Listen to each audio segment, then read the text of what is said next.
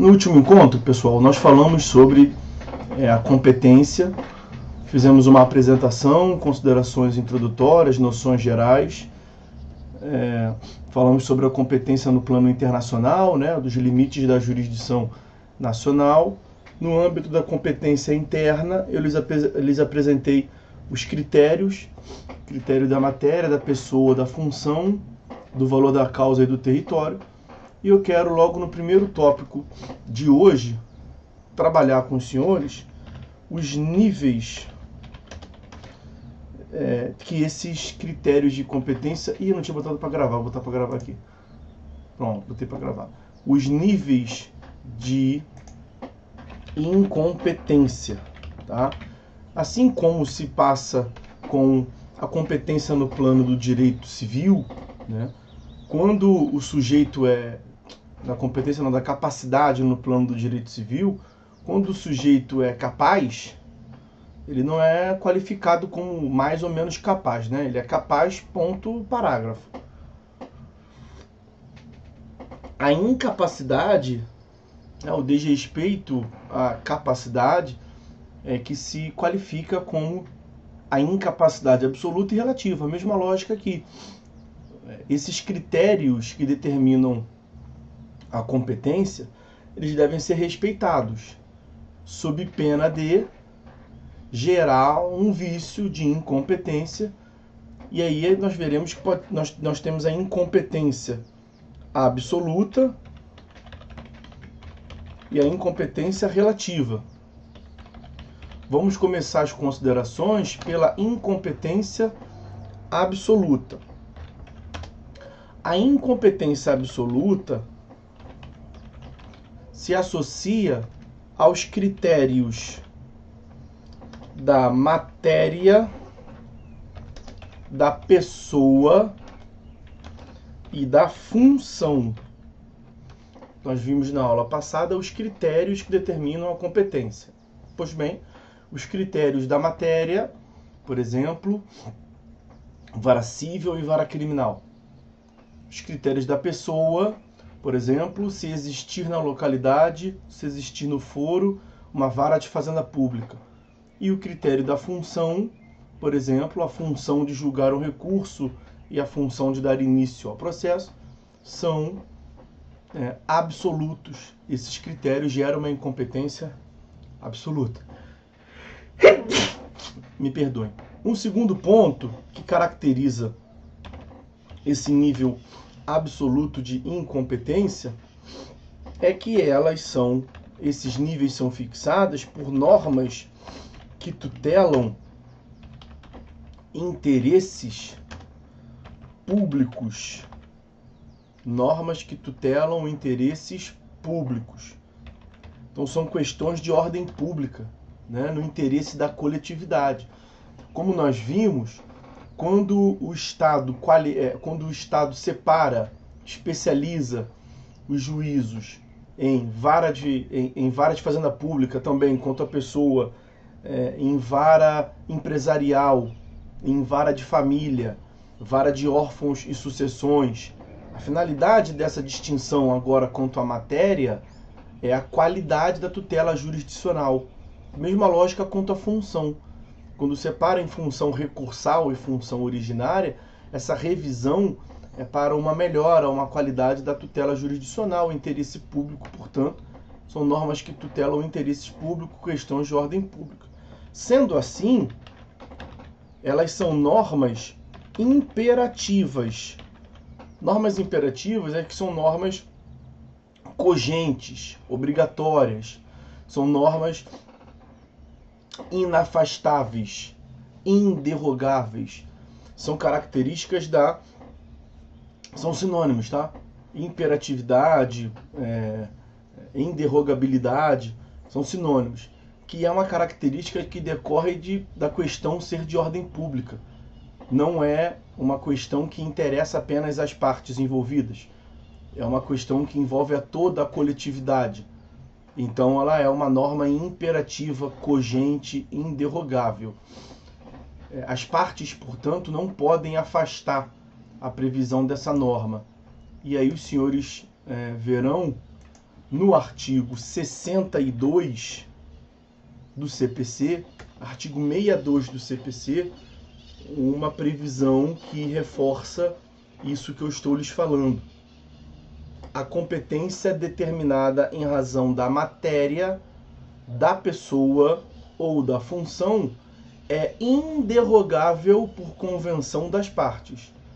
Então, você entendendo que a inderrogabilidade é um atributo da questão de ordem pública, do interesse geral da coletividade, que isso se associa, portanto, ao nível absoluto de competência, você tem ali no artigo 62, vamos assim dizer, uma cola legítima, né? A lei está te dizendo quais são os critérios de competência absoluta, porque a própria lei diz, né, a competência é determinada em razão da matéria, da pessoa e da função, que é o que está no primeiro item lá, critérios da matéria, da pessoa e da função. Um próximo tópico, uma próxima característica é que ela pode, a incompetência podem, os vícios de incompetência, seja em relação à matéria, pessoa ou função, podem ser alegadas a qualquer momento. Podem ser alegadas a qualquer momento. Significa isso dizer que não se sujeita à preclusão, que não se sujeita a um prazo preclusivo. É um vício tão grave que a parte pode alegar a qualquer momento, em qualquer grau de jurisdição, seja na instância originária, seja no Tribunal de Justiça, na instância recursal, no Tribunal Intermediário, no Tribunal Superior. Em qualquer momento, o tribunal, a parte pode alegar e o tribunal pode reconhecer, porque é um vício mais grave. É um vício muito grave que interessa a toda a coletividade. Então pode ser alegada pela parte a qualquer momento, em qualquer grau de jurisdição. E se a parte pode alegar a qualquer momento, ela não tem um prazo específico, né? E aí também na lei, os senhores vão encontrar uma referência bem clara a essa característica que estamos vendo no artigo 64, parágrafo 1º do CPC. Artigo 64, parágrafo 1º do CPC. A incompetência absoluta pode ser alegada em qualquer tempo e grau de jurisdição, como eu lhes dizia, e deve ser declarada de ofício. Vejam, nesse tópico de número 4, eu estou lhes dizendo que a parte pode alegar a qualquer momento. Percebam que a lei, ali no parágrafo 1º, até disse mais do que eu estou dizendo agora. Ela já trouxe uma informação nova, que a incompetência absoluta pode ser declarada de ofício. E realmente é verdade. Então, ó, pode ser declarada de ofício. A incompetência absoluta, essa é a próxima característica, pode ser declarada de ofício. E como nós vimos, isso se encontra no artigo 64, parágrafo 1º do CPC, como acabamos de analisar ali. Então a parte pode alegar a qualquer momento e o tribunal pode reconhecer de ofício. Reconhecer de ofício significa independentemente de alegação das partes. Se tudo que a parte alega, o tribunal vai analisar. Então a parte alegou, a parte perguntou, o juiz vai responder. Eu sempre faço essa figura de imagem, né? O direito de ação como se fosse a pergunta. Excelência, eu acho que eu tenho direito a essa prestação. Veja aí se eu tenho mesmo, por favor. A parte pode alegar. Excelência, eu acho que isso aqui há uma incompetência. Veja aí se tem, por favor. Então, para tentar facilitar a conversa aqui, é como se a parte perguntasse e o juiz respondesse se ela tem razão ou não. Agora, o juiz pode, em algumas matérias, se pronunciar independentemente de alguém ter perguntado. Por isso que eu faço a figura de imagem, como se o juiz falasse sem ninguém perguntasse nada. Em geral, o juiz não pode se pronunciar se for uma questão de ordem privada. Se o juiz falar algo sem ninguém perguntar, você pode, aquela célebre falar assim, te perguntei nada. Porque nós temos aqui o princípio da congruência, como nós veremos. O princípio da congruência, da correlação ou da distrição que o tribunal julga aquilo que a parte pede, aquilo que a parte, aspas, pergunta, né? Fornece de subsídio para ele. Isso em geral. Agora, nas questões de ordem pública, inverte essa lógica. E nós estamos aqui justamente numa questão de ordem pública. Nas questões de ordem pública, como a incompetência absoluta, o juiz pode se pronunciar independentemente da parte ter alegado. O juiz pode responder, o juiz pode falar, ó, tem incompetência aí, independentemente de ninguém ter perguntado para ele se tem ou se não tem. Ok? É isso que significa afirmar que ele pode de ofício se pronunciar a respeito. Uma outra característica, além dele ser reconhecido de ofício, que é uma incompetência, que a competência é improrrogável. Eu vou lhes apresentar, logo adiante, a característica da incompetência relativa, né? E nós vamos fazer um contraponto de cada um desses itens. E quando chegarmos lá no item 6 da competência relativa, eu vou dizer que lá é prorrogável. E lá eu vou poder explicar melhor. A prorrogação da competência significa no fenômeno que permite a correção do vício da incompetência, né? A prorrogação da competência faz com que o juízo, que até então era incompetente, deixe de ser. E ele passe a ser, portanto, competente. Então, a prorrogação da competência é como se migrasse de incompetente para competente. Isso não acontece com a incompetência absoluta. Uma vez que seja absolutamente incompetente, quanto à matéria, quanto à pessoa e quanto à função, será incompetente para sempre. Uma outra forma de dizer isso, né, é afirmar que a incompetência absoluta gera um vício insanável. Vício insanável.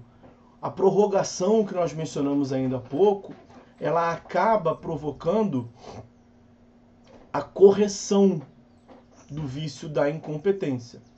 Como aqui o vício é improrrogável por quê? Porque é uma questão de ordem pública, é regido por um interesse da coletividade, normas imperativas, inderrogáveis.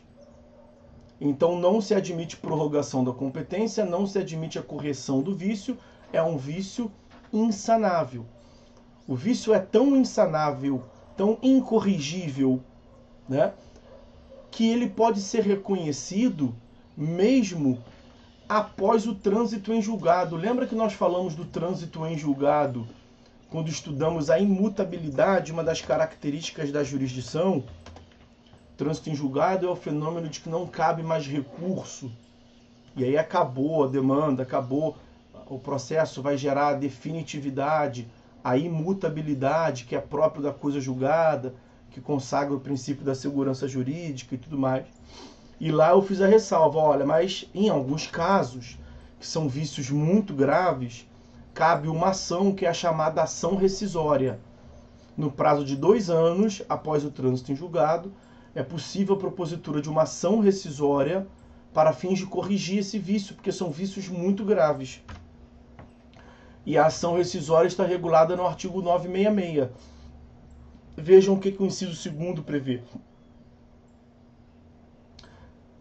Que a ação rescisória pode ser proposta para rescindir uma sentença de mérito que for proferida por juiz impedido ou por juízo absolutamente incompetente. A segunda parte é que nos interessa. Então, quando o juízo é absolutamente incompetente, relativamente não, somente absolutamente incompetente. Incompetência em razão da matéria, da pessoa e da função. Nesses casos, aquilo que eu disse ali, que a parte pode alegar a qualquer momento, é a qualquer momento mesmo, inclusive após o trânsito em julgado, no prazo de 2 anos da ação rescisória. Porque o vício é insanável. Por que a parte pode alegar a qualquer momento? Porque o vício da incompetência não se corrige durante todo o processo. E mesmo quando termina o processo, ele não se corrige. E a parte tem 2 anos para depois tentar rescindir o julgado. Os senhores verão a ação rescisória daqui a alguns anos em processo civil 3. Ok? Então essas são as características da incompetência absoluta, do nível absoluto de incompetência. Os critérios da matéria, da pessoa e da função e tudo mais que eu lhes disse ali. Agora vamos passar ao estudo da incompetência relativa.